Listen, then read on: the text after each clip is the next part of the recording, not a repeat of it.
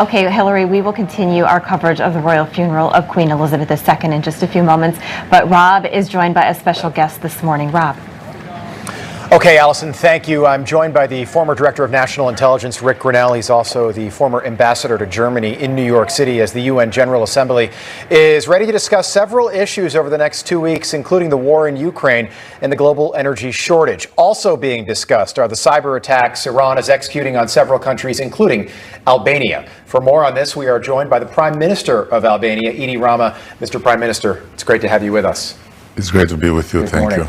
I want to start with the big news today, of course, the funeral for Queen Elizabeth II. I know that you were with the Queen 3 years ago to mark the 70th anniversary of NATO. What was that experience like? This was a big reception in the Buckingham Palace, and of course it was memorable for me, and I'm sure for everyone. But I would say that there is no better way to put it than how the French president has put it for the British. She was their queen. For all of us, she was the queen. So it's a very strong feeling all over the world, and it touches everyone exactly because it was a bit like the queen. And while the Brits have now the king, we don't have anymore the queen. Right. Were you nervous at all before that experience? I've heard former American presidents saying that that was one of the only times that they were nervous was before they were in the Queen's presence. They had to be nervous because they had to have an audience with her. They had to consume time with her, which was not my case. I could hide behind other right. NATO allies, and although I am tall, I could avoid nervousness. So. Mr. Prime Minister, for our American audience, I think people understand that Albania has been a member of NATO since 2009. Yes. And you recently came out with a very clear and strong statement accusing Iran of a cyber attack, multiple cyber attacks on Albania. Obviously, that created worldwide news. You were very clear about kicking Iranian diplomats out of Albania. What has been the response from NATO allies, and what is the latest on these cyber attacks? So I want to make it very clear, it's not that I accused Iran, it's that we have proof based on a very thorough forensic work of the Microsoft intelligence threat super team, and also of super squad of American specialized agencies, that behind the attack it is the Iran, the state, the Islamic Republic of Iran, which sponsored 4 groups, among which one of them, namely among the top cyber terror groups that was behind attacks on Saudi Arabia, Israel, Kuwait, and so on. So it's not an accusation, it's a fact. And on the other hand, we realized that it was time to cut every relation with this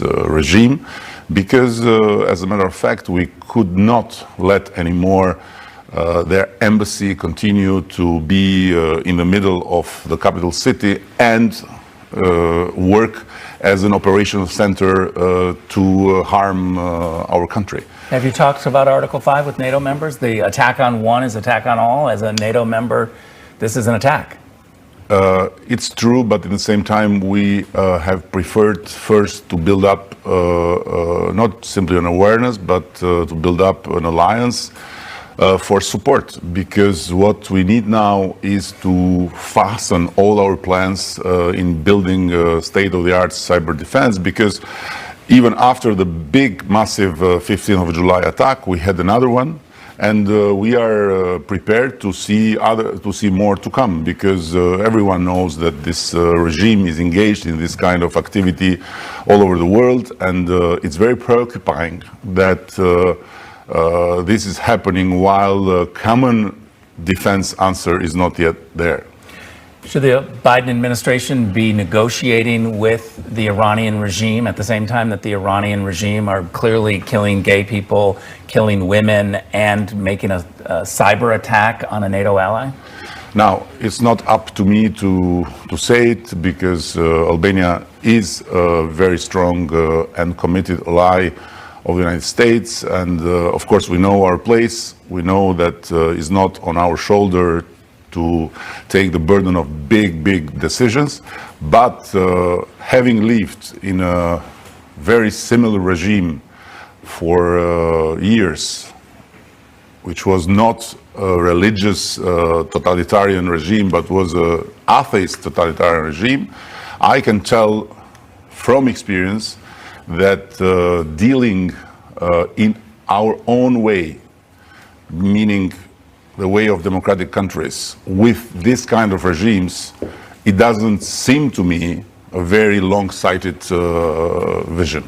Mr. Prime Minister, 7 months ago, I don't think most people in America could find Ukraine on a map. This is your region of the world, Albania not far from Ukraine. Can you talk about how this war has affected the people of Albania in that part of the world? First of all, I have to share with you and with your audience that Albania is a particular case because it has a particular history. We were the North Korea of Europe. We were isolated from both the West and the East.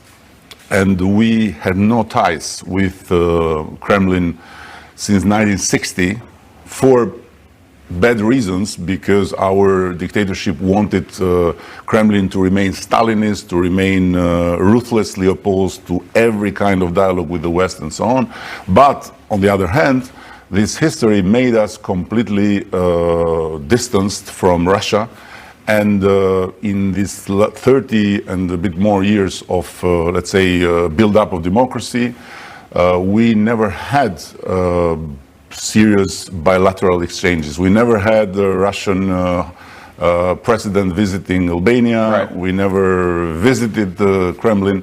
And really, I don't miss it. So for us, and on the other hand, we don't depend on Russian gas. We are completely renewable in Albania, with our own problems, because it's hydro-based energy, and when the big guy up is not crying enough, right, we have to suffer a lot the lack of water, so we have to import, and then we are affected by the price.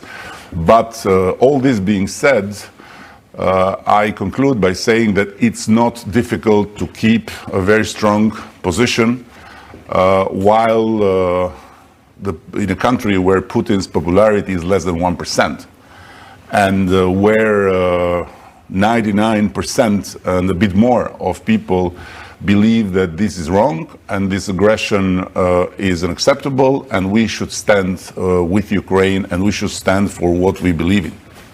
Okay. I have a very serious question about You always have serious questions. your art talent. The Prime Minister is an amazing artist. Is that book available in the United States?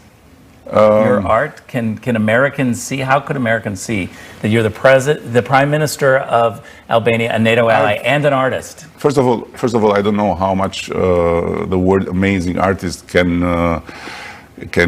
be appropriate in this city, where really amazing artists are everywhere.